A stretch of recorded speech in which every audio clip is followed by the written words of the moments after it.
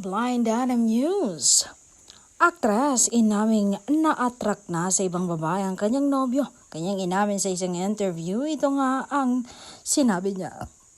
Alam mo yun, bakit sa una lang ang lahat, di ba? Sweet, pretend na mahalaga ka, iniingatan ka, nasasabik siya na makita ka, sinasanay ka sa ganong treatment, pero habang tumatagal, baliwala ka na lang kahit anong mangyari sa'yo, wala na siyang paki sa'yo.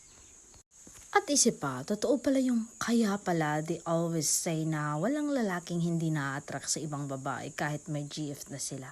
Kasi totoo pala talaga na kahit ano pang gawin mo kung may mas maganda sa'yo, talo ka pa rin sa paningin niya kasi maa-attract at maa-attract siya sa mga yon.